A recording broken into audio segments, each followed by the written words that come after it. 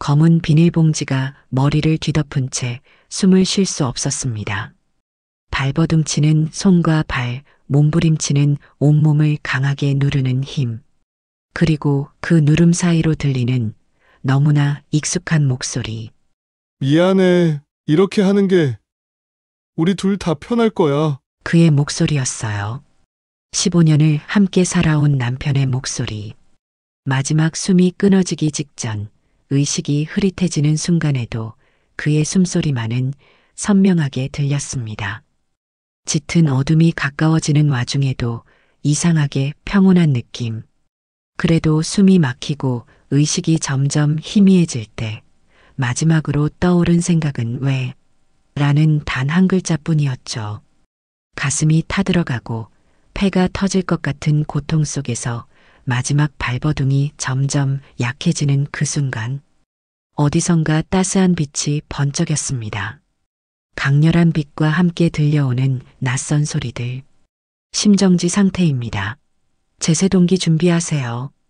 귀에 들리는 소리, 그리고 가슴을 내리누르는 압박감. 의식은 없지만 모든 것이 느껴졌습니다. 살려내려는 의료진의 필사적인 노력, 그리고 그 뒤로 들리는 경찰의 대화. 현장 상황으로는 남편이 아내를 살해한 뒤 자살한 것으로 보입니다. 남편은 현장에서 사망했고 어둠 속에서 들려오는 말들이 의식을 붙잡았어요. 죽음과 삶 사이 그 어딘가에 머물러 있던 저는 마지막 힘을 다해 눈을 떴습니다. 환자 의식이 돌아왔습니다. 빨리 중환자실로. 그렇게 저는 죽음에서 돌아왔습니다. 병실 천장의 형광등 불빛이 제 눈을 찔렀어요. 몸은 천근만근 무거웠고 목에는 여전히 질식의 고통이 남아 있었습니다. 간신히 고개를 돌려 확인한 창밖으로는 어둑한 저녁 하늘이 보였죠. 얼마나 시간이 지났는지 지금이 어떤 상황인지 알 수 없었어요. 침대 옆 테이블에는 제 결혼 반지가 놓여 있었습니다. 누군가 제 손에서 벗겨놓은 듯했죠. 다시 기억이 조금씩 돌아왔어요. 그날 아침 남편은 평소와 다를 것 없이 출근했습니다. 점심 무렵 갑자기 집에 돌아와 커피를 내려 마시자고 했어요. 그리고 그 검은 비닐봉지가 환자분 정신이 드시나요? 간호사가 병실로 들어와 저의 상태를 확인했습니다. 말을 하려 했으나 목이 너무 아파 소리가 나오지 않았어요. 그저 희미하게 고개만 끄덕일 뿐이었죠. 너무 무리하지 마세요. 기적적으로 살아나셨어요. 의사 선생님이 곧 오실 겁니다. 간호사가 나간 후 병실 안에 있던 TV에서 뉴스 소리가 들려왔습니다. 리모컨을 잡으려 했지만 팔이 닿지 않았어요. 그런데 그 순간 뉴스에서 들려오는 내용이 저를 얼어붙게 만들었습니다. 오늘 오후 서울 강남구의 한 아파트에서 40대 남성이 아내를 살해한 뒤 자신도 목숨을 끊은 비극적인 사건이 발생했습니다. 경찰에 따르면 남편 42세 어 씨가 아내 39세 B 씨를 질식사시킨 뒤 자살한 것으로 추정된다고. 세상이 빙글빙글 돌기 시작했어요. 저는 살아있는데 세상은 제가 죽었다고 말하고 있었습니다. 남편은 정말로 자살했다는 건가요? 저를 죽이고 자기도 죽었다고요? 왜? 어떻게 이런 일이? TV 화면에는 우리 아파트 앞이 보였습니다. 구급차와 경찰차, 그리고 시신을 운반하는 들것. 취재진과 모여든 사람들. 그 모든 것이 현실이라고는 믿기지 않았어요. 15년을 함께한 남편이 내 목숨을 끊으려 했다는 사실이. 병실 문이 열리고 의사가 들어왔습니다. 그의 표정은 무거웠어요. 윤지선 씨, 저는 담당의 김주원입니다. 지금 상황이 매우 혼란스러우실 거라고 생각합니다. 일단은 의사의 말은 들리지 않았습니다. 머릿속은 온통 왜? 라는 질문뿐이었으니까요. 왜 남편은 저를 죽이려 했을까? 왜 그는 자살했을까? 왜? 경찰이 곧 조사를 위해 방문할 예정입니다. 하지만 지금은 안정을 취하셔야 해요. 목의 손상이 심각했고 산소 공급이 중단되어 뇌에도 영향이 있을 수 있으니 의사의 말이 계속 이어졌지만 제 시선은 창밖으로 향했습니다. 아파트 베란다에 있던 화분에 물을 주려던 계획이 떠올랐어요. 오늘 저녁에 물을 주려고 했는데 이제 그 화분은 누가 돌보게 될까요? 이런 사소한 생각이 스쳐 지나갔습니다. 윤지선 씨, 들리시나요? 의사의 목소리에 겨우 정신을 차리고 고개를 끄덕였습니다. 침대 옆 작은 테이블 위에는 제 소지품이 담긴 비닐봉투가 있었어요. 그 투명한 봉투 속에는 핸드폰, 지갑, 그리고 결혼 반지가 들어 있었습니다. 남편은 제 목숨을 끊기 전에 반지까지 벗겨 놓았던 거였을까요? 그 생각에 갑자기 쏟아지는 눈물을 멈출 수 없었습니다. 많이 힘드시겠지만 지금은 회복이 최우선입니다. 다행히 뇌 손상은 없는 것으로 보입니다. 몇 주간의 치료와 휴식이 필요할 거예요. 의사가 나간 후 저는 다시 한번 TV를 바라보았습니다. 뉴스는 이미 다른 사건으로 넘어갔지만 제 귓가에는 계속 그 소식이 맴돌았어요. 가정 비극, 남편, 아내 살해 후 자살. 하지만 저는 살아 있었습니다. 남편은 제가 죽었다고 생각하고 자신의 목숨을 끊었지만 저는 살아남았어요. 병실 천장을 바라보며 무감각하게 누워있던 그때 문득 한 가지 생각이 스쳐 지나갔습니다. 세상은 저를 죽은 사람으로 알고 있다. 그렇다면 이건 어쩌면 기회일지도 모른다는 생각. 남편이 왜 저를 죽이려 했는지 진실을 찾을 수 있는 기회. 어둠이 짙어지는 병실 창문 밖으로 달이 솟아오르기 시작했습니다. 창가에 놓인 작은 화병의 흰 국화가 달빛을 받아 은은하게 빛났어요. 누군가 저를 위해 가져다 놓은 조화 같았습니다. 죽은 줄 알았던 사람을 위한 꽃. 아이러니하게도 저는 이제 진실을 찾기 위해 죽은 사람으로 남아 있어야 할지도 모른다는 생각이 들었습니다. 간호사가 다시 들어와 점적을 확인하고 나가면서 불을 끄자 병실은 완전한 어둠에 잠겼습니다. 달빛만이 희미하게 방을 비추었죠. 그 어둠 속에서 저는 결심했습니다. 살아남았다는 것, 그것은 단순한 우연이 아니라 진실을 밝히라는 운명의 메시지였을지도 모른다고. 이번 사흘째 되는 날, 병실 문을 조심스레 노크하는 소리가 들렸습니다. 아직 말을 하기 힘든 상태였기에 작은 목소리로 들어오세요라고 겨우 대답했어요. 문이 열리고 낯선 남자가 흰 꽃다발을 들고 들어왔습니다. 키가 크고 단정한 인상의 그는 의사 가운을 입고 있었죠. 안녕하세요, 윤지선 씨. 저는 정형외과 박상철 원장입니다. 혹시 기억하실지 모르겠네요. 잠시 생각해보니 남편의 대학 동기였던 것 같았어요. 결혼식에서 축사를 했던 사람. 가끔 남편과 골프를 치러 가던 그런 정도로만 기억나는 사람이었습니다. 남편과 친구였죠? 제 목소리는 거의 들리지 않을 정도로 작았지만 박 원장은 고개를 끄덕였습니다. 그의 눈빛에는 형언할 수 없는 무거움이 있었어요. 많이 회복되셨나요? 이런 상황에서 찾아와 죄송합니다만. 그가 가져온 꽃다발을 침대 옆 테이블에 놓았습니다. 박 원장은 마치 중요한 결정을 내리는 사람처럼 깊이 생각하다가 문을 닫고 저에게 가까이 다가왔습니다. 그의 손은 미세하게 떨리고 있었어요. 윤지선 씨, 제가 할 말이 있습니다. 아마도 충격적일 수 있지만 진실을 아셔야 할 것 같아요. 그는 주변을 한번 살피더니 병실 문이 잘 닫혔는지 확인한 후 의자에 앉았습니다. 그리고 가방에서 작은 검은색 USB를 꺼냈어요. 이건 당신 남편과 그의 여자가 주고받은 메시지들입니다. 제가 우연히 알게 되었어요. 순간 숨이 멎는 것 같았습니다. 남편의 여자라고요?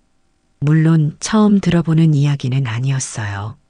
결혼 5년 차 그의 첫 번째 외도를 알게 되었을 때도 용서했었으니까요.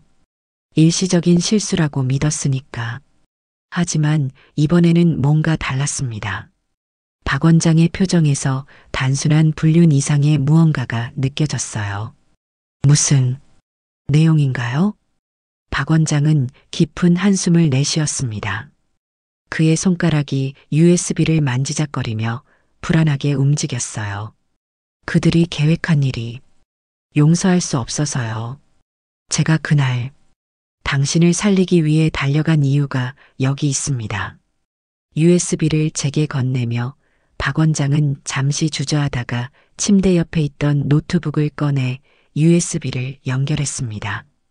폴더가 열리고 그 안에는 수십 개의 메시지 캡처 파일들이 있었어요. 박 원장이 그 중 하나를 열자 충격적인 내용이 눈앞에 펼쳐졌습니다.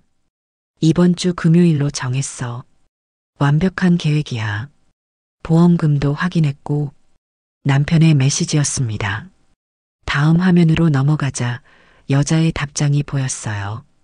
정말 할 수 있겠어? 그래도 15년을 같이 살았잖아. 내가 행복해질 수 있는 유일한 방법이야. 너와 함께 2마리 토끼를 다 잡는 거지. 그녀를 떠나고 우리가 새 출발할 자금도 생기고 메시지를 읽을수록 현실감이 사라지는 듯 했습니다. 이건 영화 속 이야기 같았어요. 하지만 이어지는 내용들은 너무나 구체적이었습니다. 방법은 간단해. 질식이 제일 흔적이 남지 않아. 그리고 내가 너무 괴로워서 자살한 것처럼 꾸밀 거야. 경찰은 가정 비극이라고만 생각할 거고. 숨이 막혔습니다. 내가 본 것은 남편이 저를 살해하기 위한 계획을 애인과 공모하는 내용이었어요. 목에 둘렀던 비닐봉지, 그날의 갑작스러운 귀가. 모든 것이 계획적이었다는 거죠. 그리고 보험금은 2억이야. 전부 내가 받게 되어 있으니까 걱정 마. 남편의 이름으로 된 고액 생명보험. 수령이는 물론 남편 자신이었겠죠. 저의 목숨을 돈으로 환산한 겁니다. 15년 동안의 결혼 생활이 2억이라는 금액으로 눈물이 볼을 타고 흘러내렸습니다. 하지만 슬픔 때문만은 아니었어요. 분노, 배신감, 그리고 이상하게도 어떤 해방감 같은 것이 뒤섞여 있었습니다. 신고한 건 저였어요. 박 원장의 목소리가 다시 들렸습니다. 그는 죄책감에 가득 찬 눈으로 절 바라보고 있었어요. 당신 남편이 그 여자에게 보낸 메시지를 우연히 보게 되었습니다. 그날이 계획한 날이라는 걸 알고 급히 당신 집으로 갔어요. 그런데 그는 말을 잇지 못했습니다. 손으로 얼굴을 한번 쓸더니 떨리는 목소리로 계속했어요. 도착했을 때는 이미 당신은 의식이 없었고 남편은 자해를 시도한 상태였습니다. 즉시 신고하고 당신에게 심폐소생술을 시작했어요. 그리고 구급대원이 도착했을 때 남편은 이미 죽어 있었군요. 제가 그의 말을 끝맺었습니다. 그는 천천히 고개를 끄덕였습니다. 그는 당신이 죽었다고 생각했어요. 그렇게 계획했으니까요. 자신의 계획대로 당신을 죽이고 그 다음 자신도 목숨을 끊어 모든 것을 비극적 사고로 위장하려 했던 것 같습니다. 창밖으로 비가 내리기 시작했습니다. 빗방울이 창문을 타고 흘러내리는 모습이 제 눈물과 겹쳐 보였어요. 15년이라는 세월이 한순간에 무너지는 기분이었습니다. 그런데 어떻게 그 메시지를 보게 되셨나요? 제 질문에 박 원장은 잠시 망설이다 대답했습니다. 실은 한동안 동아를 지켜보고 있었어요. 그의 행동이 이상해서요. 동아는 남편의 이름이었습니다. 박 원장은 잠시 창밖의 비를 바라보더니 계속 이야기했습니다. 병원에서 만날 때마다 보험에 관해 자꾸 물어보더군요. 특히 사망보험금에 대해서요. 처음엔 단순히 가족을 위한 준비라고 생각했는데 점점 질문이 구체적으로 변했어요. 질식으로 인한 사망도 보험금을 받을 수 있냐는 식으로요. 그의 말을 들으며 남편의 모습이 떠올랐습니다. 최근 몇 개월 동안 그는 분명 달라져 있었어요. 늦게 귀가하는 날이 많아졌고 휴대폰을 항상 가까이 두며 경계하는 모습, 그리고 갑자기 커진 관심사처럼 보험 설계사를 만나는 일도 있었죠. 모든 것이 계획의 일부였던 겁니다. 그런데 제가 살아있다는 사실은 공식적으로 알려진 건가요? 세상은 저를 어떻게 알고 있나요? 박 원장은 고개를 가로저었습니다. 공식 기록상 당신은 중태에서 기적적으로 회복 중인 상태입니다. 하지만 언론에는 아직 사망으로 보도된 채로 남아 있어요.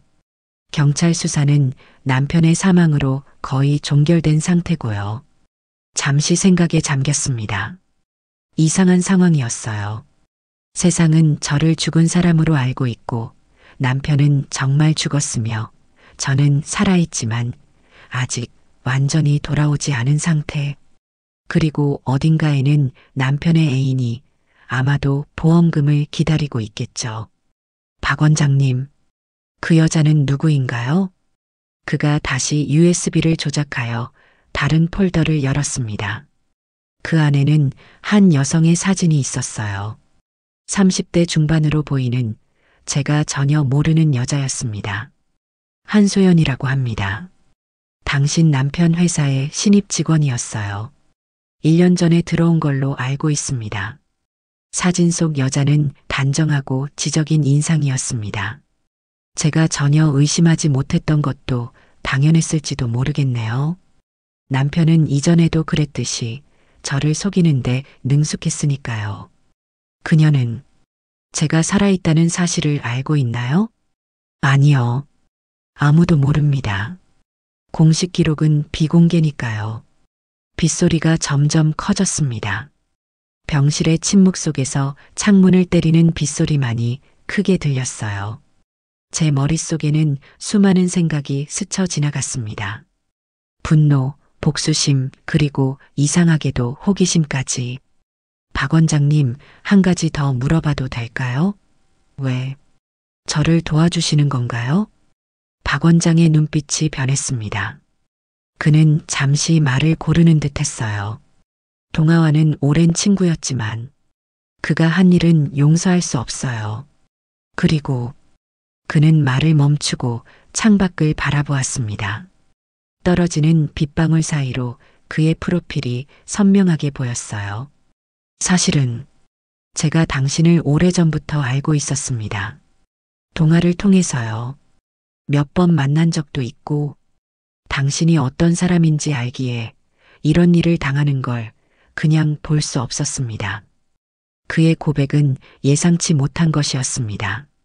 그가 말을 이어갔어요. 제가 당신 남편의 변호사에게 연락했어요. 유언장이 있답니다. 모든 재산이 그 여자에게 가게 되어 있었어요. 그 말을 듣는 순간 가슴이 무너져 내렸습니다. 15년간의 결혼 생활, 함께 일구어온 모든 것이 한순간에 무너진 느낌이었어요.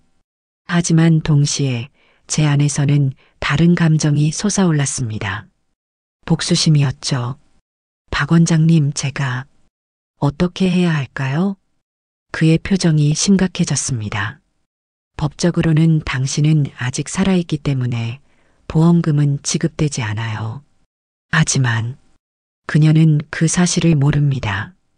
창밖에 비가 잦아들며 병실에 희미한 빛이 들어오기 시작했습니다. 박 원장은 천천히 일어나 창가로 걸어가 커튼을 조금 열었어요. 그리고 저를 향해 돌아섰을 때 그의 표정은 단호했습니다. 당신이 선택할 수 있는 길이 있습니다.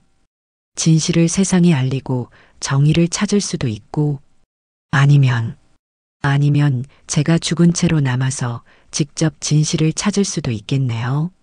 제 말에 그는 천천히 고개를 끄덕였습니다. 우리 둘 다 무슨 의미인지 정확히 알고 있었어요. 이건 위험한 생각이었지만 동시에 진실을 밝힐 수 있는 유일한 방법일지도 모른다는 생각이 들었습니다. 그런데 한 가지 더 알려드려야 할 것이 있습니다. 박 원장의 목소리가 갑자기 무거워졌습니다. 그의 다음 말은 마치 폭탄과도 같았어요. 당신 남편의 애인. 그녀는 임신 중이에요. 그의 아이를 가졌다고 합니다. 병실의 창문 너머로 붉은 노을이 지고 있었습니다. 박 원장이 떠난 후 저는 한동안 움직이지 못했어요. 임신이라 남편의 아이를 가진 여자. 그 사실이 마치 두 번째 살인처럼 가슴을 파고들었습니다. 침대 옆 서랍에서 작은 거울을 꺼내 제 얼굴을 비춰보았어요. 목에는 아직도 선명한 멍 자국이 남아 있었습니다. 남편의 손가락이 남긴 흔적이었죠. 거울을 내려놓고 천장을 바라보며 생각에 잠겼습니다. 처음 그를 만났던 날로 기억이 거슬러 올라갔어요. 그날은 가을이었습니다. 대학 도서관 구석에서 공부하고 있었는데 갑자기 누군가 제 책상에 쏟아진 커피를 닦아주더군요. 그게 우리의 첫 만남이었어요. 동화는 친절했고 다정했습니다. 그의 깊은 눈빛에 이끌려 데이트를 시작했고 2년 후 우리는 결혼했죠. 처음 5년은 꿈 같았어요. 우리는 서로를 사랑했고 미래를 계획했습니다. 아이를 갖기 위해 노력했지만 제게 불임 진단이 내려졌을 때 그때부터 모든 것이 조금씩 변하기 시작했던 것 같아요. 아이가 없어도 괜찮아. 우리는 우리대로 행복하게 살 수 있어. 그의 말은 다정했지만 눈빛에는 뭔가 다른 감정이 스쳐 지나갔습니다. 그때는 그냥 순간의 실망감이라고 생각했어요. 하지만 지금 생각해보면 그 순간부터 그의 마음이 저에게서 멀어지기 시작했는지도 모르겠네요. 결혼 5년 차 그의 첫 번째 외도를 알게 되었을 때도 용서했습니다. 단 한 번의 실수라고 이해해야 한다고 스스로를 설득했어요. 그는 눈물을 흘리며 용서를 빌었고 저는 믿었습니다. 아니, 믿고 싶었던 거죠. 다시는 이런 일 없을 거야. 약속해. 그의 약속은 거짓이었습니다. 이제 와서 돌이켜보니 그의 모든 말과 행동이 연기였을지도 모른다는 생각이 들었어요. 15년 동안의 결혼 생활이 모두 거짓이었다면? 그 생각이 가슴을 찢었습니다. 병실 벽에 걸린 달력이 눈에 들어왔어요. 오늘이 몇 월 며칠인지도 모르고 있었네요. 시간이 얼마나 흘렀는지, 세상은 지금 어떻게 돌아가고 있는지. 창밖으로 보이는 도시의 불빛들이 하나둘 켜지기 시작했습니다. 문득 폰이 생각났어요. 제 소지품이 담긴 비닐봉투에서 휴대폰을 꺼내 전원을 켰습니다. 수십 개의 부재중 전화와 메시지 알림이 뜨더군요. 대부분 친구들과 직장 동료들, 그리고 가족들로부터였어요. 모두 저의 사망 소식을 듣고 놀라고 슬퍼하는 내용이었습니다. 스크롤을 내리다 보니 낯선 번호에서 온 메시지가 눈에 띄었어요. 정말 미안해요. 이렇게 된 줄 몰랐어요. 그가 그런 사람인 줄. 발신 시간은 제가 병원에 실려온 날이었습니다. 누구지? 설마 그 여자 한소연일까요? 메시지를 다시 읽어보니 무언가 이상한 느낌이 들었어요. 마치 그녀도 뭔가 모르는 것이 있다는 듯한. 그때 간호사가 체크를 위해 병실에 들어왔습니다. 오, 많이 좋아지셨네요. 목소리도 조금씩 돌아오는 것 같고. 아, 저기 테이블에 있는 약은 드셨나요? 테이블에 놓인 약을 가리키며 간호사가 물었습니다. 제가 고개를 저으니 간호사는 물을 따라 주었어요. 이건 목의 부기를 가라앉히는 약이에요.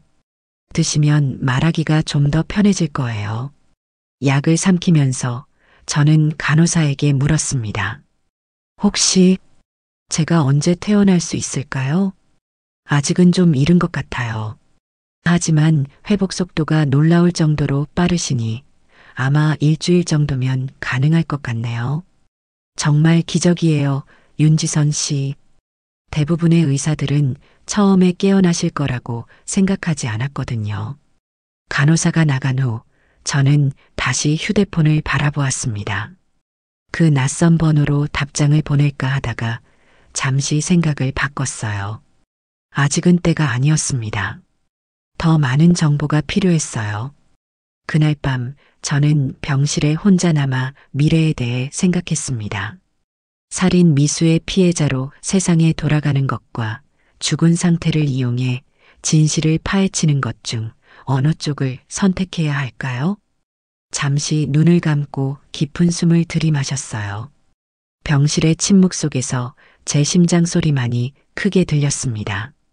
그리고 결심했어요. 저는 진실을 찾아야 했습니다. 왜 남편이 저를 그토록 증오했는지, 왜 그렇게까지 해야 했는지, 그리고 그 여자는 정말로 공범이었는지 아니면 또 다른 피해자였는지. 다음 날 아침 박 원장이 다시 병문안을 왔습니다. 어제보다 좀 더 편안해 보이는 표정이었지만 여전히 그의 눈에는 걱정이 서려 있었어요. 많이 생각해 보셨나요? 저는 고개를 끄덕였습니다. 목소리도 조금 나아져 있었어요. 네, 결정했습니다. 저는 죽은 채로 남겠습니다. 적어도 진실을 찾을 때까지는요. 박 원장의 눈빛이 깊어졌습니다. 그는 잠시 생각하더니 고개를 끄덕였어요. 그렇게 하려면 몇 가지 준비가 필요할 겁니다. 우선 당신의 상태는 비밀로 유지되어야 해요. 담당 의사와 몇몇 간호사들만 알고 있는 상태인데 그들도 의료 기록 보호 의무가 있으니 걱정 마세요. 그리고 제가 퇴원한 후에는요? 어디에 있어야 하죠? 그건 제가 도울 수 있을 것 같습니다. 제 별장이 강원도에 있어요. 사람들의 눈에 띄지 않는 곳이죠. 거기서 당분간 지내시면서 계획을 세울 수 있을 거예요. 그의 제안은 너무 갑작스러웠습니다. 그렇게까지 도움을 주려는 이유가 무엇일까요? 그의 얼굴을 자세히 살펴보았어요. 박 원장님, 솔직히 말씀해 주세요. 왜 이렇게까지 저를 도우려는 건가요? 단순히 제 남편의 친구였기 때문만은 아닌 것 같은데. 그는 잠시 침묵했습니다. 그리고 깊은 한숨을 내쉰 뒤 창가로 걸어가 등을 돌린 채 말했어요. 저와 당신 남편은 단순한 친구 사이만은 아니었습니다. 우리는 과거에 사업 파트너이기도 했어요. 의료기기 수입 사업이었죠. 그런데 동아가 회사 자금을 횡령했고 그 책임을 저에게 뒤집어 씌우려 했습니다. 저는 충격을 받았습니다. 남편의 또 다른 얼굴, 전혀 알지 못했던 모습이었어요. 결국 제가 모든 증거를 확보해서 벗어났지만 그 과정에서 엄청난 손해를 봤어요. 그리고 솔직히 말하자면 그때부터 동아를 지켜보고 있었습니다. 그가 또 어떤 일을 벌일지 경계했던 거죠. 박 원장은 다시 저를 향해 돌아섰습니다. 그의 눈에는 슬픔과 결의가 함께 담겨 있었어요. 그리고 얼마 전 그가 당신 명의로 고액의 생명보험에 가입했다는 사실을 알게 되었죠. 의심이 들어 조금 더 파고들었고 그의 불륜 사실과 그 여자와 주고받은 메시지를 발견하게 되었습니다. 어떻게 그런 메시지를 보실 수 있었나요? 동아의 업무용 태블릿을 잠시 빌렸었을 때예요. 그가 로그아웃하지 않은 상태였죠. 처음에는 우연이었지만 메시지 내용을 보고 충격을 받았습니다. 그 후로 계속 지켜보았고 결국 그날 당신을 구하기 위해 달려갔던 겁니다. 그의 말은 진심으로 들렸어요. 그리고 이제야 퍼즐이 맞춰지는 느낌이었습니다. 박 원장이 왜 저를 돕고 있는지, 왜 그토록 남편을 경계했는지. 그럼 그 여자는요? 한소연 씨는 어떤 사람인가요? 그녀도 정말 이 모든 것에 동참했던 건가요? 박 원장은 생각에 잠긴 표정으로 잠시 침묵했습니다. 확실하지 않아요. 메시지로 봐서는 그녀도 계획에 가담한 것 같지만 제가 그날 집에 도착했을 때 그녀가 남긴 듯한 메시지가 동아의 폰에 있었어요. 그만두자. 이건 미친 짓이야라는. 그 말에 저는 제 휴대폰에 온 낯선 번호의 메시지가 떠올랐습니다. 정말 미안해요. 이렇게 된 줄 몰랐어요. 어쩌면 그녀도 마지막 순간에 마음을 바꾸었을지도 모릅니다. 하지만 너무 늦었던 거겠죠. 그녀가 임신했다는 건 어떻게 아셨나요? 그녀가 다니는 산부인과가 제 병원 건물에 있어요. 우연히 진료 기록을 보게 되었죠. 침묵이 내려앉았습니다. 창밖으로는 어둠이 깊어지고 있었어요. 머릿속에는 여전히 많은 질문들이 맴돌았지만 한 가지는 확실했습니다. 저는 이제 새로운 삶을 시작해야 했어요. 죽은 척하며 진실을 찾아 헤매는 삶. 박 원장님 도와주셔서 정말 감사합니다. 제가 앞으로 어떻게 해야 할까요? 그는 잠시 생각하더니 대답했습니다. 우선은 퇴원 준비를 해야 해요. 공식적으로는 당신을 다른 병원으로 이송하는 것처럼 서류를 꾸밀 겁니다. 그리고 강원도 별장으로 가시면 당분간 그곳에서 지내세요. 필요한 모든 것을 준비해 드리겠습니다. 그리고 그 여자는요? 한소연 씨는? 그녀에 대해서는 제가 좀 더 알아볼게요. 그녀가 정말 모든 것을 알고 있었는지 아니면 동아에게 속았는지 그리고 그 아이에 대해서도요. 그날 밤 저는 오랜만에 깊은 잠에 빠졌습니다. 꿈속에서 저는 남편과 함께 있었어요. 결혼식 날 그가 제게 반지를 끼워주던 순간이었습니다. 하지만 꿈속에서 반지는 서서히 가시돋친 쇠사슬로 변했고 제 손가락을 파고들어 피를 흘리게 했어요. 그리고 남편의 얼굴은 제가 모르는 사람의 얼굴로 바뀌었습니다. 땀에 젖은 채 눈을 떴을 때 병실 창문으로 새벽빛이 스며들고 있었어요. 새로운 날이 시작되고 있었습니다. 그리고 저는 결심했어요. 이제 윤지선은 더 이상 존재하지 않습니다. 적어도 진실을 찾을 때까지는요. 그 대신 새로운 자아, 새로운 정체성으로 살아가게 될 것입니다. 창가에 놓인 시들어가는 국화를 바라보며 생각했어요. 죽은 줄 알았던 저는 다시 태어날 것입니다. 그리고 언젠가는 모든 진실이 밝혀지는 그날, 저는 다시 제 이름을 되찾을 것입니다. 죽은 자의 이름으로 저는 살아있는 복수를 시작할 것입니다. 퇴원 날이 왔습니다. 공식 기록상 저는 호전된 상태로 재활 치료를 위해 다른 병원으로 이송되는 것으로 되어 있었어요. 실제로는 박 원장의 검은색 승용차가 병원 후문에서 저를 기다리고 있었죠. 준비되셨나요? 박 원장이 조용히 물었습니다. 저는 고개를 끄덕였어요. 이제 돌아갈 수 없는 강을 건너는 기분이었습니다. 제 손에는 작은 가방 하나뿐이었어요. 병원에 있는 동안 필요한 몇 가지 물건들이 담겨 있었죠. 나머지 제 소지품들은 이미 사망자의 유품으로 정리되어 가족들에게 전달되었다고 들었습니다. 차에 오르면서 병원을 마지막으로 돌아보았어요. 2주 동안 저는 이곳에서 죽음에서 돌아왔고 새로운 삶을 준비했습니다. 이제 윤지선이라는 이름을 뒤로하고 새로운 정체성으로 살아갈 시간이었어요. 제게는 가족이라고 할 만한 사람이 없었습니다. 부모님은 제가 대학생일 때 교통사고로 돌아가셨고 형제자매도 없었어요.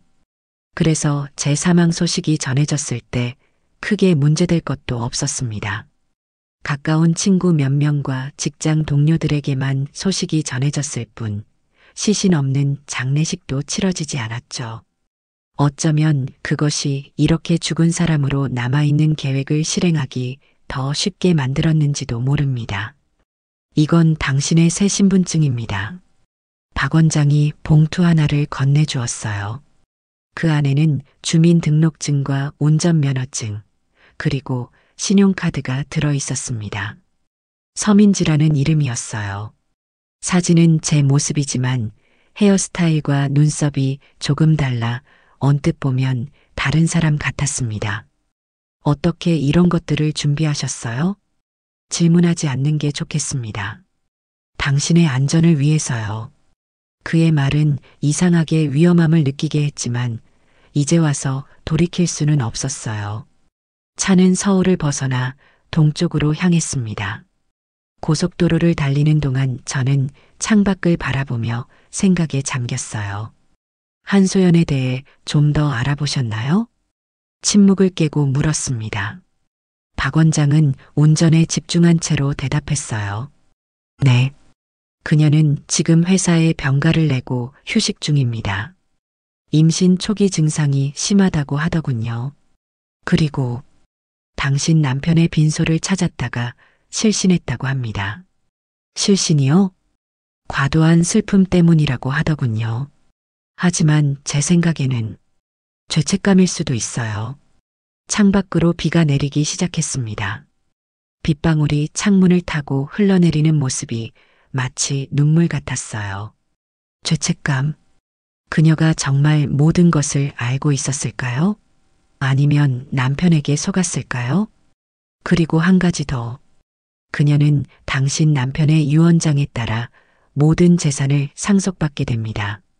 보험금은 당신이 살아있으니 받을 수 없지만 나머지 재산은 모두. 그 말에 가슴이 욱신거렸습니다. 15년간 함께 모은 재산, 함께 일구어온 모든 것이 낯선 여자에게 가는 거였죠. 창문에 머리를 기대고 눈을 감았어요. 분노와 배신감이 다시 밀려왔습니다. 당신이 법적으로 살아 돌아오면 모든 것을 되찾을 수 있어요.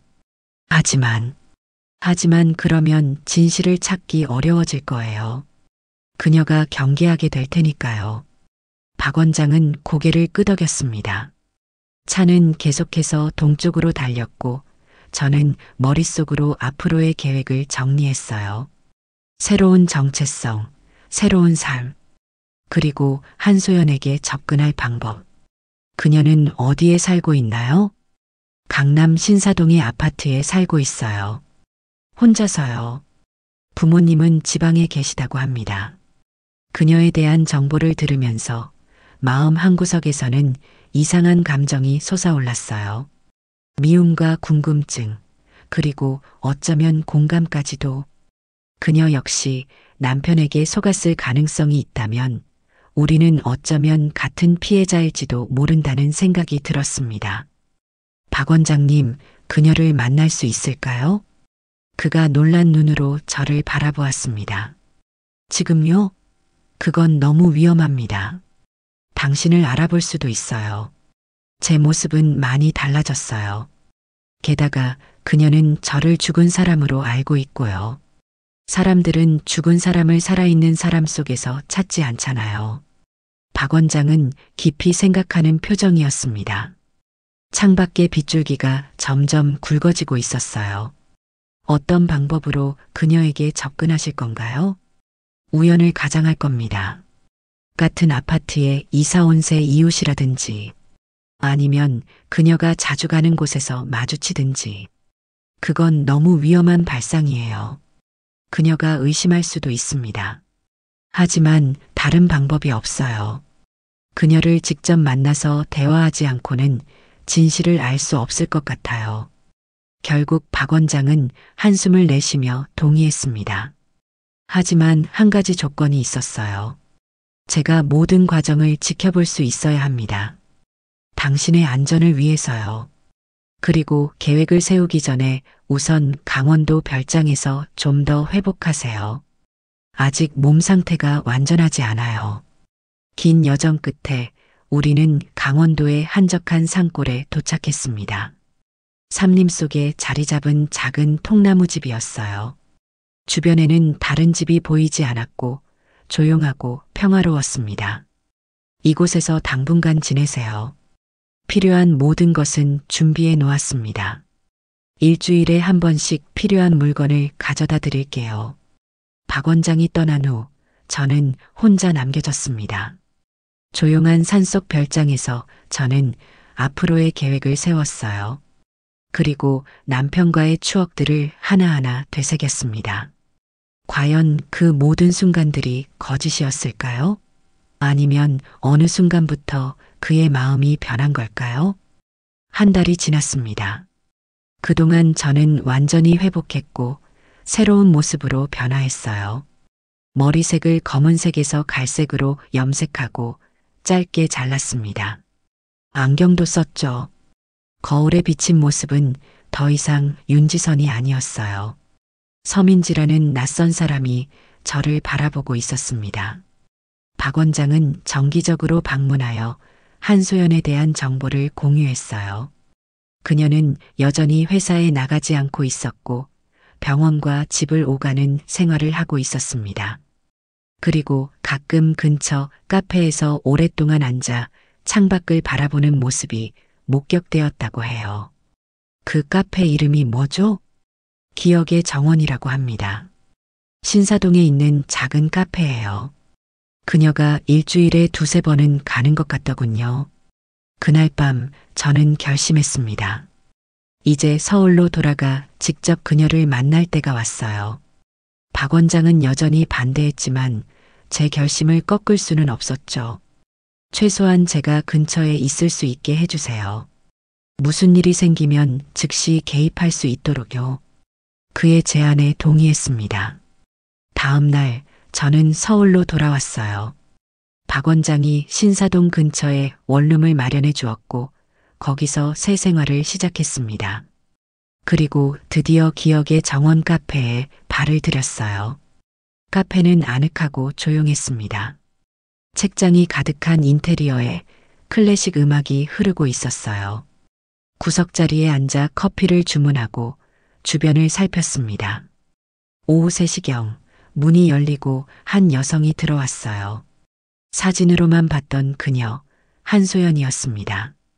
그녀는 예상보다 더 지쳐 보였어요. 임신 초기라 그런지 안색이 좋지 않았고 눈 밑에는 다크서클이 짙게 내려앉아 있었습니다. 창가 자리에 앉아 아메리카노를 주문하는 그녀를 지켜보며 가슴 한구석이 묘하게 아파왔어요. 그녀의 표정에서 보이는 건 교활한 공범의 모습이 아니라 깊은 슬픔과 피로였습니다. 며칠 동안 같은 시간에 카페를 방문했어요. 그녀도 거의 매일 같은 시간에 왔고 항상 같은 자리에 앉아 창밖을 바라보곤 했습니다. 가끔은 노트에 뭔가를 적기도 했고 눈물을 훔치는 모습도 보였어요. 일주일째 되는 날 저는 용기를 내어 그녀의 테이블 근처로 자리를 옮겼습니다.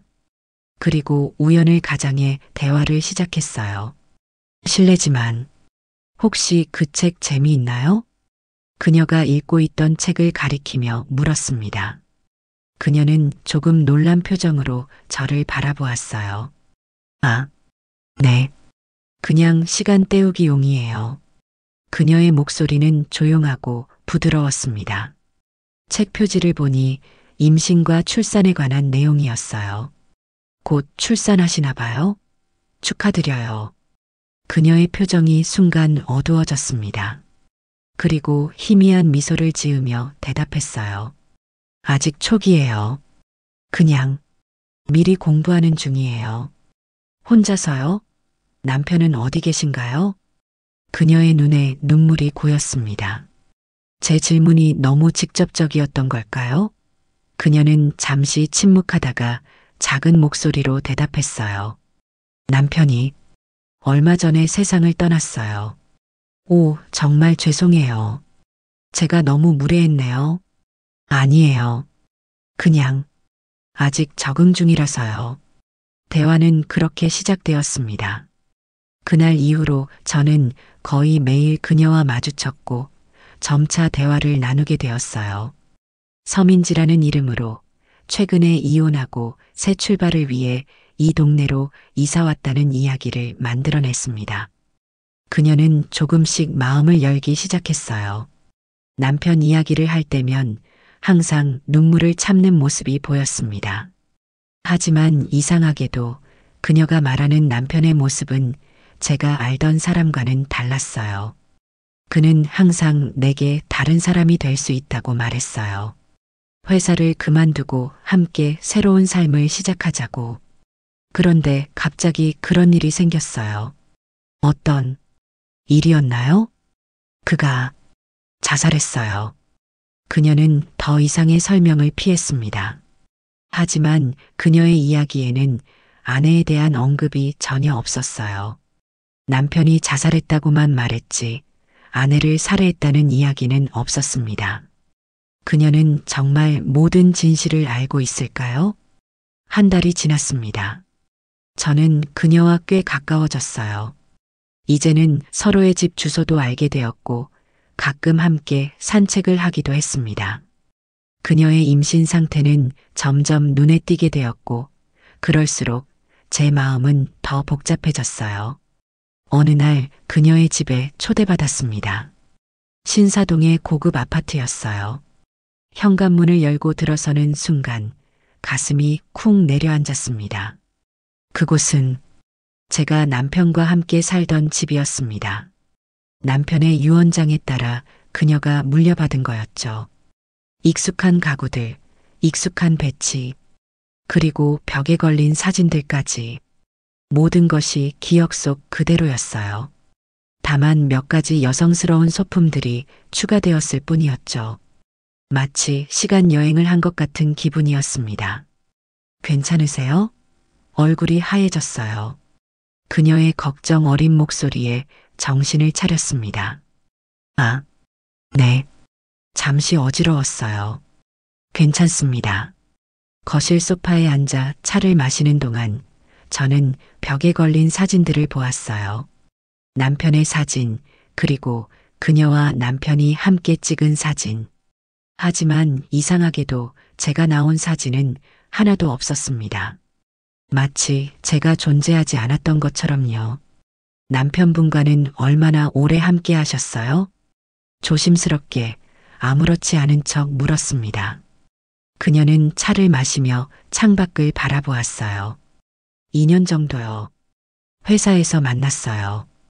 그는 자유로운 영혼이었어요. 항상 새로운 시작에 대해 이야기했죠.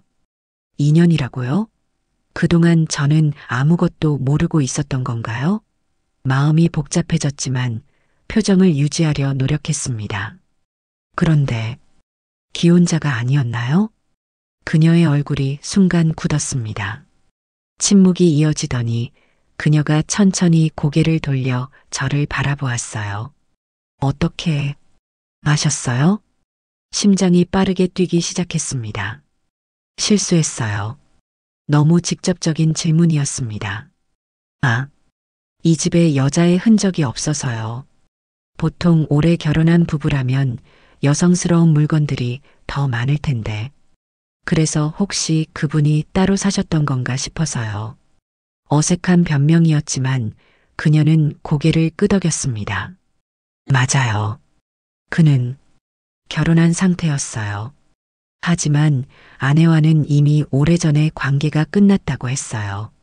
서류상으로만 남편과 아내였죠. 거짓말이었습니다. 남편은 그녀에게 모든 것을 속였어요. 우리의 결혼 생활, 우리의 관계, 모든 것을. 그럼 그분의 아내는요? 지금 어디? 그녀의 표정이 갑자기 어두워졌습니다. 그리고 피하듯 대답했어요. 사고로 돌아가셨어요. 그날 밤에 순간 몸이 굳었습니다. 그녀는 그것도 모르고 있었던 건가요? 남편이 저를 죽이려 했다는 사실을? 아니면 알면서도 모른 척하는 건가요? 무슨 사고였어요? 그녀의 눈에 눈물이 고였습니다. 제가 자세히는 모르겠어요. 경찰에서는 가정 내 사고라고만 했어요. 그리고 동아 씨가 그 충격으로 자신을 해쳤다고요. 충격적이었습니다. 그녀는 정말 아무것도 모르고 있었어요. 남편은 그녀에게도 거짓말을 했던 거죠. 저를 죽이려 한 것도, 그것이 계획적이었다는 것도, 그녀는 모든 진실에서 철저히 배제되어 있었습니다. 이제 어떻게 해야 할까요? 그녀에게 진실을 말해야 할까요? 아니면 계속 이 연극을 이어가야 할까요? 머릿속이 복잡하게 얽혀갔어요. 그리고 그때 예상치 못한 일이 벌어졌습니다. 실은 당신에게 말해야 할 게 있어요. 그녀가 갑자기 심각한 표정으로 말했습니다. 내가 당신에게 완전히 솔직하진 않았어요. 동아 씨에 대해, 그리고 그날 밤에 대해. 목이 마르고 심장이 빠르게 뛰었습니다. 그녀가 알고 있었던 건가요? 모든 것을? 사실은 내가 그날 밤 그의 집에 가려고 했어요. 우리가 다툼이 있었거든요. 그가 갑자기 모든 계획을 바꾸더니 이제 더 이상 못 만나겠다고 했어요. 그래서 찾아가려고 했는데 그녀의 목소리가 떨렸습니다. 눈물이 뺨을 타고 흘러내렸어요. 가기 전에 그에게 전화했더니 이상한 말을 했어요. 미안하다. 이제 모든 게 끝났다고. 그리고 전화를 끊었어요. 직감적으로 뭔가 잘못됐다고 느꼈죠. 바로 문자를 보냈어요. 제발 멈춰. 이건 미친 짓이야 라고. 하지만 답장이 없었어요. 저는 숨을 쉴 수 없을 것 같았습니다. 그녀의 이야기가 계속되었어요. 다음 날 아침 뉴스를 통해 알게 되었어요. 동아 씨가 자살했다고. 그리고 아내도 사고로. 그때 난 깨달았어요. 그가 계획한 게 있었다는 걸. 하지만 무엇인지는 모르겠어요. 경찰도 자세한 내용은 알려주지 않았고 그녀의 말은 진심으로 들렸어요. 그녀는 정말 모든 것을 모르고 있었던 겁니다. 남편이 저를 살해하려 했던 계획, 그리고 그 이유까지도. 왜 이런 이야기를 제게 하시는 거죠? 제가 떨리는 목소리로 물었습니다. 그녀는 잠시 침묵하다가 천천히 대답했어요. 당신과 있으면 묘하게 편안해요. 마치 오래된 친구 같은 느낌이 들어서. 그리고 이 비밀을 혼자 간직하기가 너무 힘들었어요. 누군가에게는 말해야 했는데 그녀의 솔직함 앞에서 제 마음이 흔들렸습니다. 이제 어떻게 해야 할까요? 모든 진실을 말해야 할까요? 아니면 계속 이 위험한 게임을 이어가야 할까요? 한소연의 집에서 나온 후 저는 밤새 잠을 이루지 못했습니다. 그녀의 말이 계속 머릿속을 맴돌았어요. 내가 그날 밤 그의 집에 가려고 했어요. 제발 멈춰. 이건 미친 짓이야. 그녀가 정말 아무것도 모르고 있었다면 이 모든 상황은 어떻게 설명할 수 있을까요? 다음 날 아침 박 원장에게 전화했습니다. 그녀를 만났어요. 그리고 그녀는 아무것도 모르고 있었던 것 같아요. 아마 연기일 수도 있어요. 동아의 메시지들을 보면. 그렇다면 왜 그녀는 남편이 저를 살해했다는 사실을 모르고 있을까요? 그녀는 단지 가정 내 사고라고만 알고 있었어요. 그리고 그날 밤 남편에게 모든 것을 멈추라는 메시지를 보냈다고 해요. 전화 너머로 박 원장의 깊은 한숨 소리가 들렸습니다. 제가 다시 조사해 볼게요. USB에 있던 메시지들과 그녀의 이야기에 뭔가 맞지 않는 부분이 있는 것 같군요. 통화를 마치고 창밖을 바라보았습니다. 비가 내리기 시작했어요. 이제 무엇을 해야 할지 혼란스러웠습니다. 처음에는 단순했어요. 남편과 그의 애인이 저를 죽이려 했고 저는 복수를 원했습니다. 하지만 이제는 모든 것이 복잡해졌어요. 그녀가 정말 공범이 아니었다면 제 복수는 누구를 향해야 하는 걸까요? 일주일 동안 저는 한소연과 더 많은 시간을 보냈습니다. 그녀는 점점 더 저에게 마음을 열었고 남편과의 관계에 대해 더 많은 이야기를 해주었어요. 그들이 처음 만난 순간부터 남편이 그녀에게 해준 약속들까지. 그는 늘 아내와 이미 관계가 끝났다고 했어요. 서류상으로만 결혼 상태라고. 그리고 아이를 갖게 되면 공식적으로 이혼하고 우리가 함께할 거라고 했죠. 그녀의 말 한마디 한마디가 가슴을 찔렀습니다.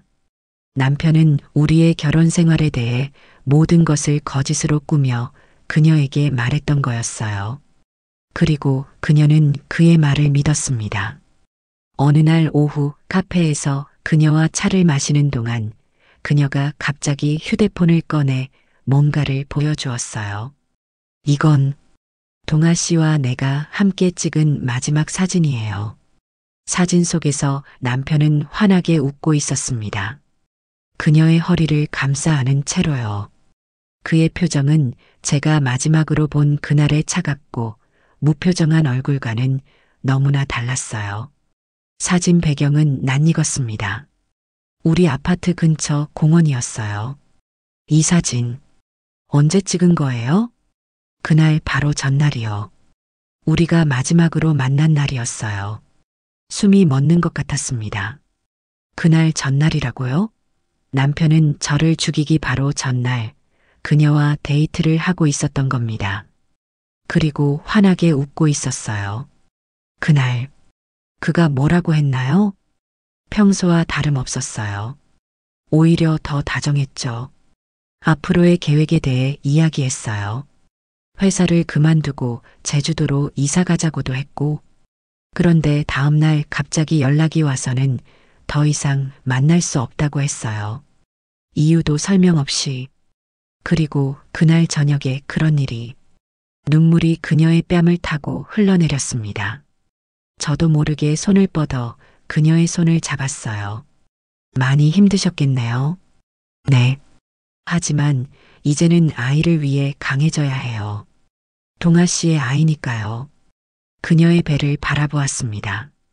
이제 임신 4개월 차 조금씩 불러오는 배에는 제 남편의 아이가 자라고 있었어요. 이상한 감정이 솟아올랐습니다. 미움? 질투? 아니면 연민? 저도 모르겠어요. 그날 저녁 박 원장으로부터 전화가 왔습니다. USB에 있는 메시지들을 다시 확인했어요. 그리고 몇 가지 이상한 점을 발견했습니다. 어떤 이상한 점이요? 메시지 날짜가 일치하지 않아요. 마치 누군가 의도적으로 편집한 것처럼요. 그리고 일부 대화는 문맥이 맞지 않습니다. 마치 조작되었다는 말씀인가요?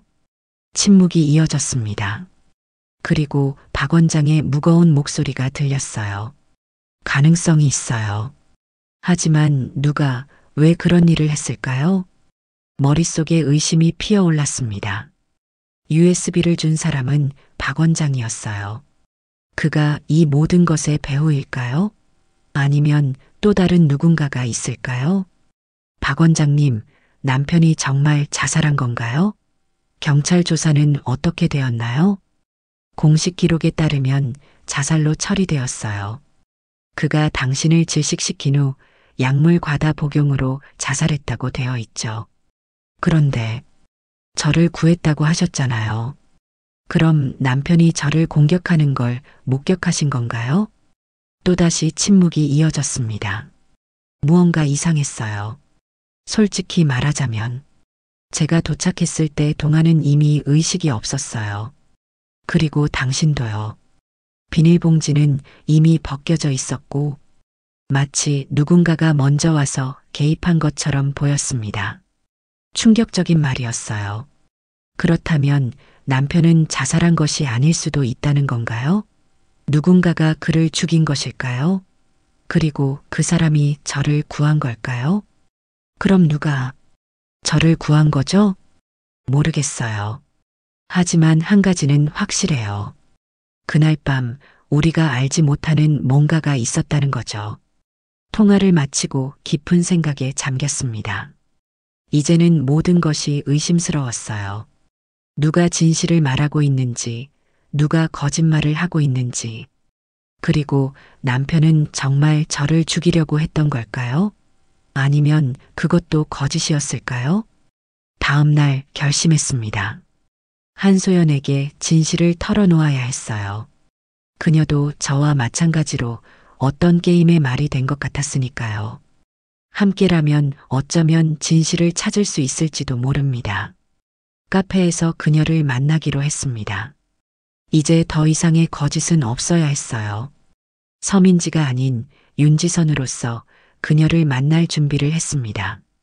카페에 도착했을 때 그녀는 이미 와서 기다리고 있었어요. 제가 다가가자 미소를 지었습니다. 오늘은 왠지 다른 느낌이네요. 뭔가 있었어요? 저는 깊은 숨을 들이마시고 천천히 내뱉었습니다. 이제 돌이킬 수 없는 강을 건너는 기분이었어요. 한소연 씨, 사실 제가 말씀드릴 게 있어요. 저는 서민지가 아닙니다. 그녀의 표정이 혼란스러워졌습니다.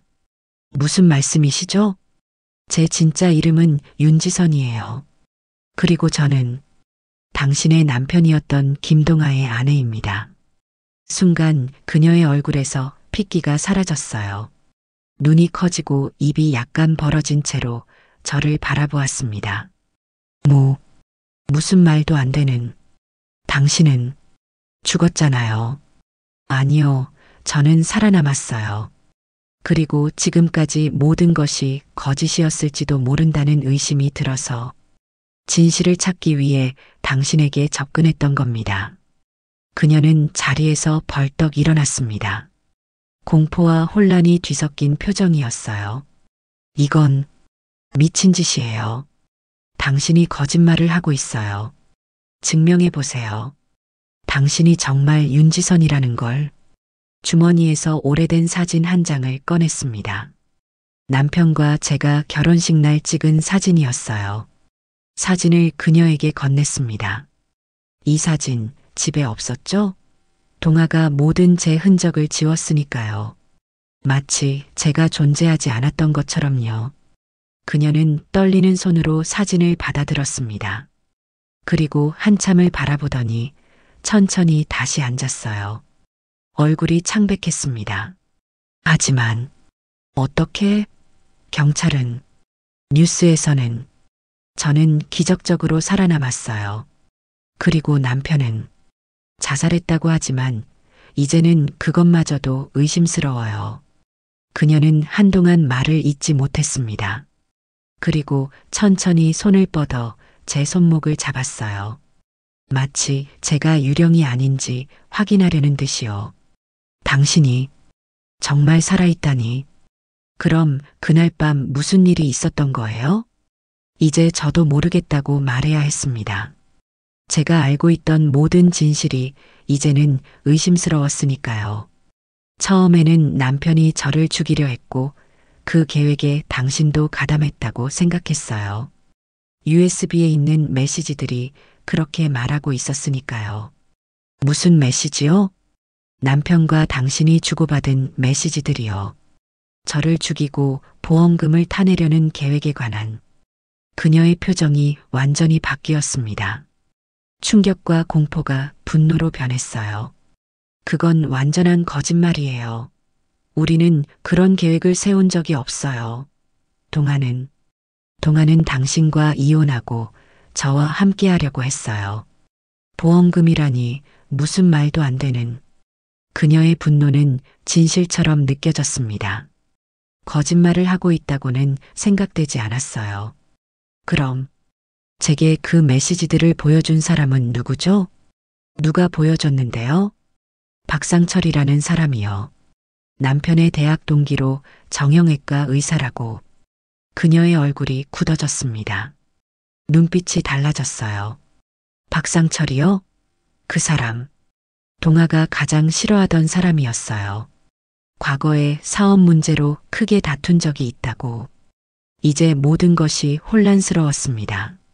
그렇다면 박 원장이 거짓말을 한 걸까요? 그가 이 모든 일의 배후였을까요? 그는 제게 그날 밤 자신이 저를 구했다고 말했어요. 그리고 남편은 자살했다고요. 그녀는 고개를 저었습니다. 경찰은 그날 밤 박상철이 현장에 있었다는 말은 하지 않았어요. 신고자는 익명이었다고 했고 그리고 동아의 사망 원인은 약물 과다 복용이었어요. 하지만 동아는 약을 먹지 않았어요. 건강에 너무 신경 쓰던 사람이었는데 갑자기 모든 것이 의심스러워졌습니다. 박 원장이 말한 모든 것, USB의 메시지들, 남편의 자살, 이 모든 것이 거짓이었다면?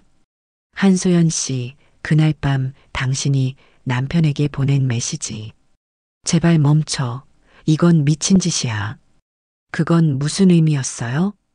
그녀는 잠시 생각에 잠겼다가 대답했습니다. 그날 갑자기 동아가 연락해서 더 이상 만날 수 없다고 했어요. 이유도 설명 없이. 그리고 미안하다. 이제 모든 게 끝났다는 말을 했죠. 자살을 암시하는 것 같아서 두려웠어요. 그래서 그런 메시지를 보냈던 거예요. 이제 퍼즐이 조금씩 맞춰지는 것 같았습니다. 남편은 그날 갑자기 마음을 바꿨을지도 모릅니다. 어쩌면 저를 해치려다가 마음을 바꾼 건지도 모르고요. 그리고 누군가가, 아마도 박 원장이 개입했을 가능성이 있었습니다. 우리 함께 진실을 찾아야 할 것 같아요. 당신도 저도 모두 누군가의 게임 말이 된 것 같으니까요. 그녀는 천천히 고개를 끄덕였습니다. 눈에는 여전히 혼란과 두려움이 있었지만 이제 결의도 보였어요. 동아는 당신을 해치려고 했던 걸까요? 정말 그런 사람이었을까요? 제가 목의 상처를 가리키며 대답했습니다. 이건 실제로 일어난 일이에요. 누군가가 저를 질식시키려 했고 그건 남편이었어요. 그의 목소리를 들었으니까요. 하지만 그 이유와 배경에는 우리가 모르는 것이 있을 수 있어요. 그녀는 눈물을 참으며 고개를 끄덕였습니다. 함께 찾아봐요. 진실을. 우리 두 사람 모두를 위해서요. 그리고 그녀가 배를 가리켰습니다. 이 아이를 위해서도요. 그날 밤 우리는 함께 계획을 세웠습니다. 첫 번째 단계는 박 원장에 대해 더 알아보는 것이었어요. 그가 정말 이 모든 일의 배우라면 그 이유는 무엇일까요? 그리고 진짜 USB는 어디에 있을까요? 다음 날 아침 한소연의 집으로 향했습니다.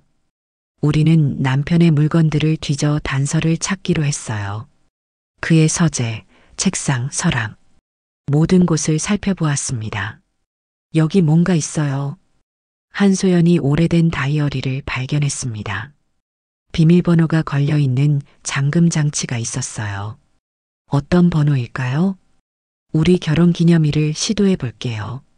숫자를 누르자 잠금 장치가 열렸습니다. 남편은 우리의 결혼 기념일을 비밀번호로 사용하고 있었던 거였군요. 다이어리를 열자 빽빽하게 적힌 글씨가 보였습니다. 남편의 필체였어요.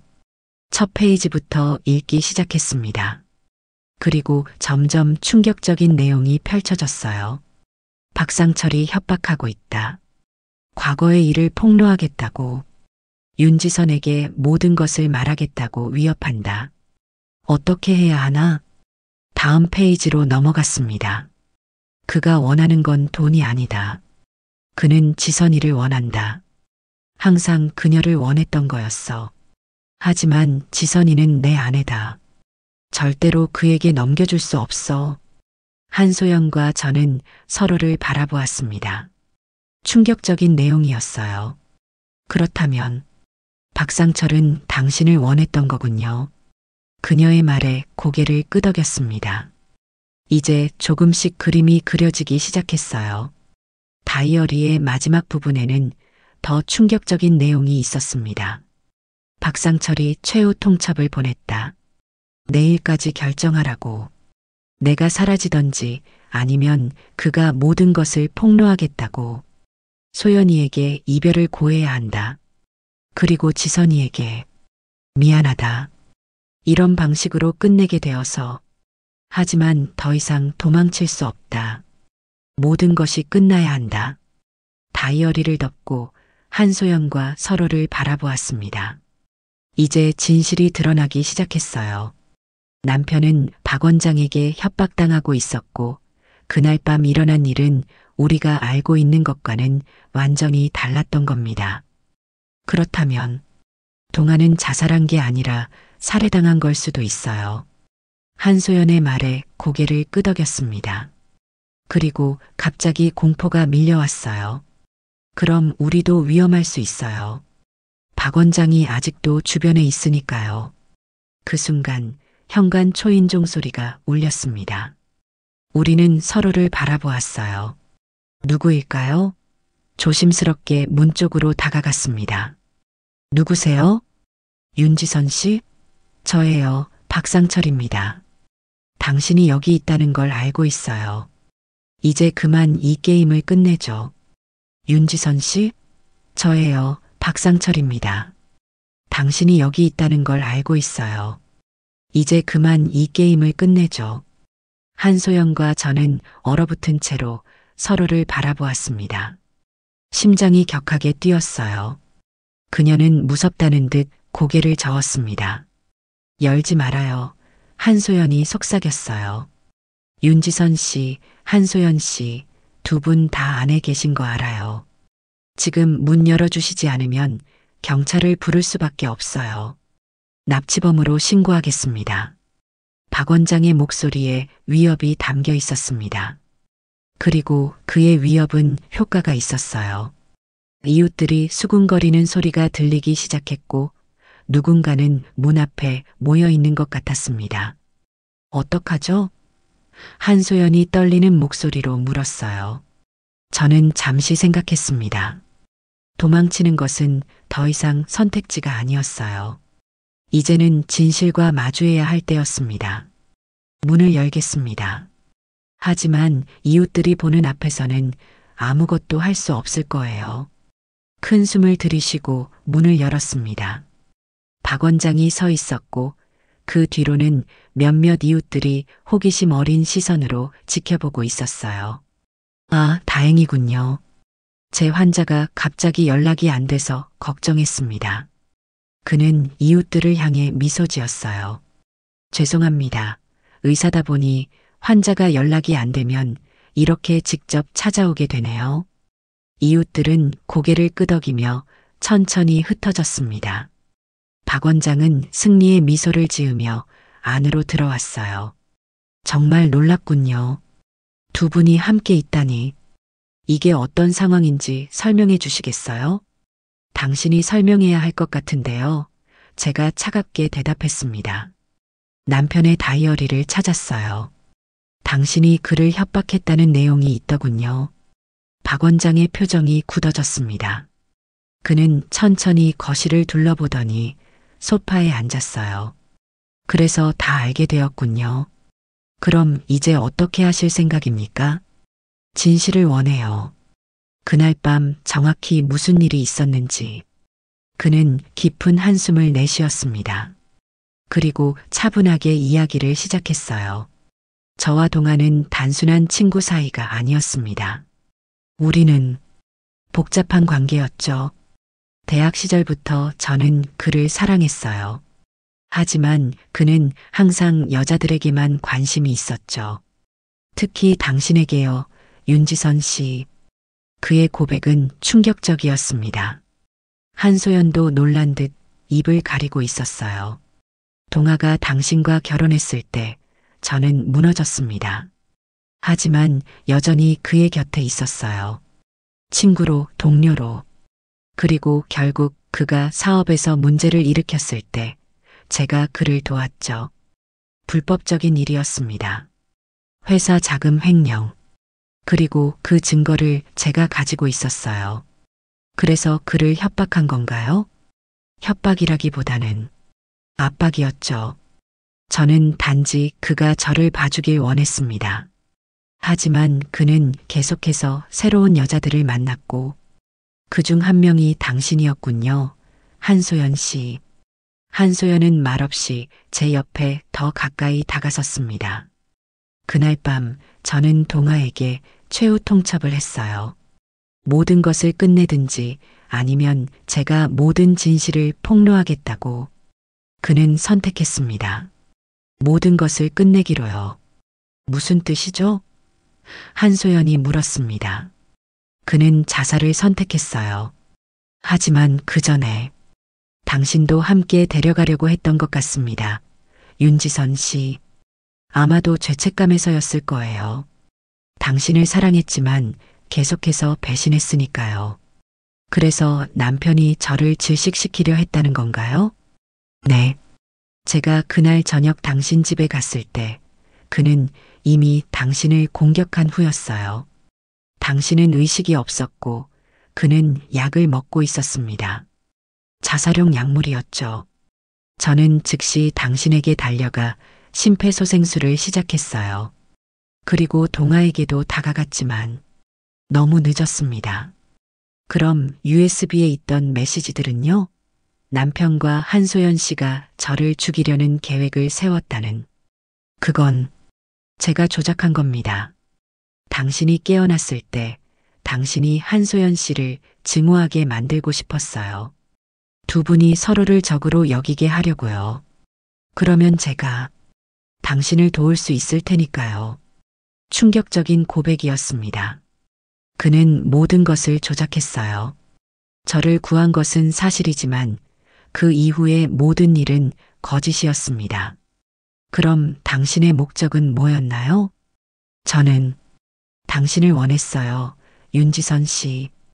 동아가 항상 가졌던 것을 이번에는 제가 갖고 싶었습니다. 당신이 저를 의지하게 되면 언젠가는 저를 바라보게 될 거라고 생각했어요. 그의 집착은 무섭고 슬펐습니다.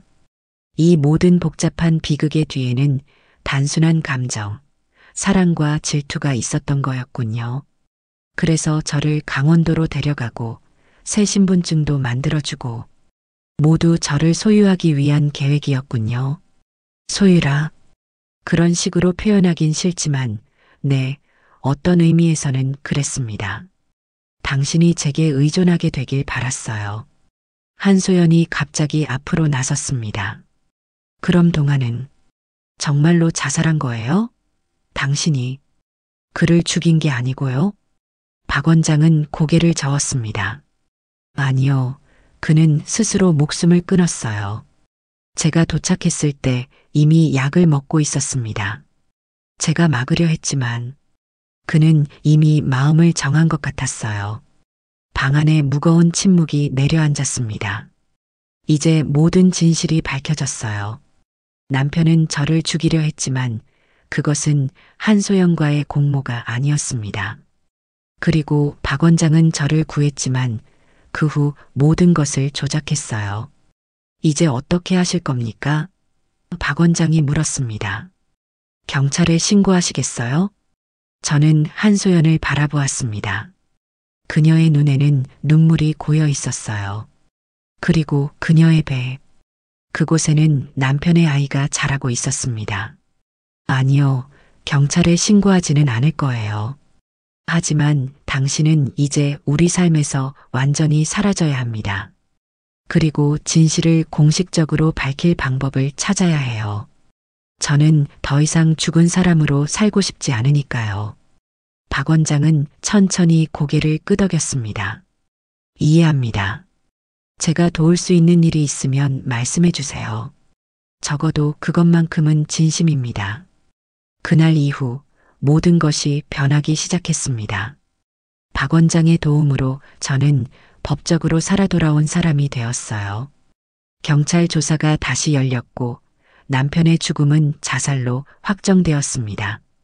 제가 겪은 공격에 대해서는 남편의 일시적 정신착란으로 결론 지어졌어요. 진실의 일부는 영원히 묻히게 되었지만 이것이 모두를 위한 최선의 선택이었습니다. 한소연과 저는 의외로 가까워졌어요. 처음에는 어색했지만 우리는 같은 남자에게 속았다는 공통점이 있었고 그것이 우리를 묶어주었습니다. 당신이 정말 윤지선이라는 걸 알았을 때 너무 두려웠어요. 어느 날 그녀가 고백했습니다.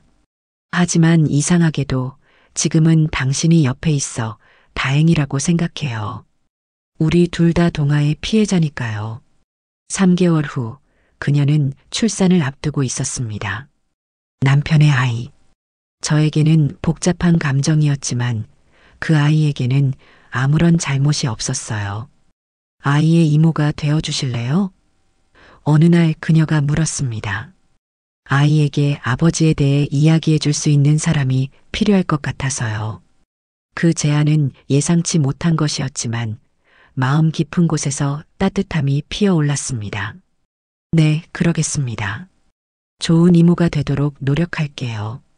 출산일이 다가왔을 때 저는 한소연과 함께 병원에 있었습니다. 그녀의 손을 잡고 힘든 진통 과정을 함께 했어요. 그리고 마침내 작은 생명이 세상에 나왔습니다. 남자아이였어요. 이름은 뭐로 지을 거예요? 의사가 물었습니다. 한소연은 저를 바라보았어요. 그리고 미소를 지었습니다. 새로움이라는 뜻의 새봄으로 하려고 해요. 우리 모두에게 새로운 시작을 의미하는 이름이니까요.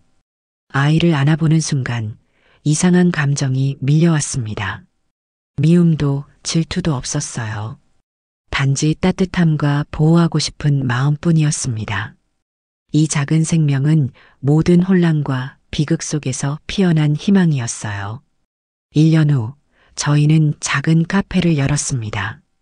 진실이라는 이름의 카페였죠.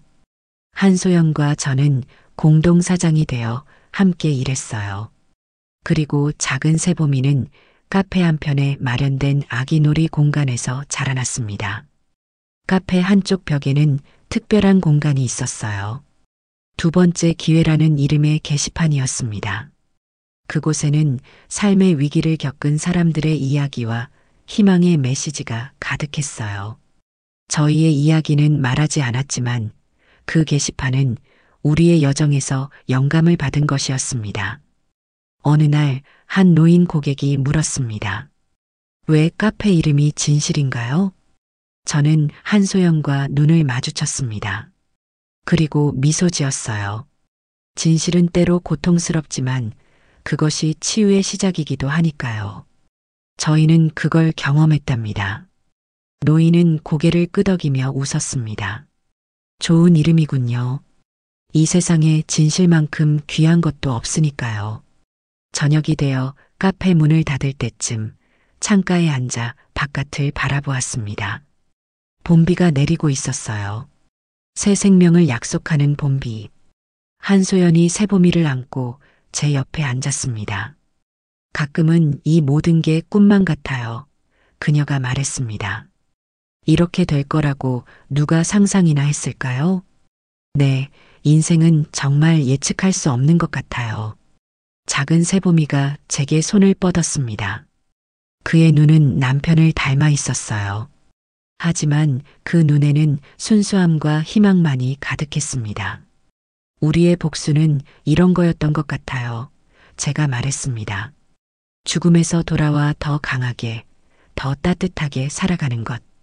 그리고 서로를 이해하고 지지하며 새로운 삶을 시작하는 것.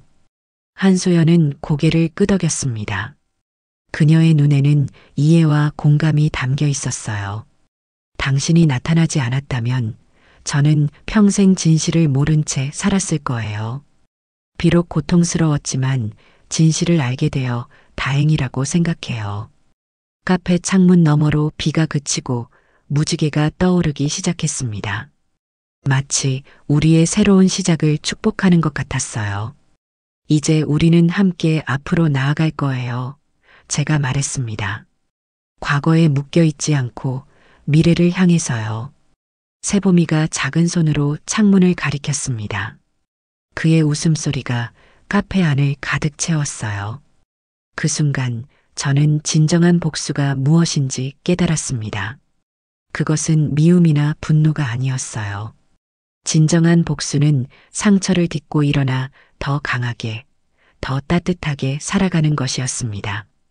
창밖으로 도시의 불빛이 하나둘 켜지기 시작했어요. 새로운 밤이 시작되고 또 다른 날이 우리를 기다리고 있었습니다. 우리가 함께 만들어갈 내일, 더 이상 과거의 고통에 묶여 있지 않은 희망과 용서의 내일이었습니다. 고마워요. 윤지선 씨, 한소연이 조용히 말했습니다. 당신이 살아있어서 정말 다행이에요. 제 눈가에 따뜻한 눈물이 맺혔습니다. 그리고 미소를 지었어요. 네, 저도 살아있어서 다행이에요. 진실을 찾기 위해, 그리고 이 작은 기적을 만나기 위해서라도요. 세보미의 이마에 부드럽게 키스하며 저는 생각했습니다. 남편은 나를 죽이려 했지만 오히려 그 시도가 저를 더 강하게 만들었어요. 저는 단순히 살아남은 것이 아니라 진정으로 살게 된 것이었습니다. 카페 창가에 앉아 우리는 함께 커피를 마시며 웃었습니다. 밖에서는 봄비가 그치고 별이 빛나기 시작했어요. 새 생명을 약속하는 밤하늘의 별들. 진정한 복수는 미움이 아닌 새로운 삶을 찾는 것이었습니다. 그것이 저의 한 맺힌 복수였습니다. 죽음에서 돌아와 더 강하게, 더 따뜻하게 살아가는 것. 그것이야말로 가장 완벽한 복수였으니까요. 오늘 이야기 어떻게 보셨나요? 마음에 드셨다면 좋아요와 구독 부탁드릴게요. 여러분의 댓글 하나하나가 큰 힘이 됩니다.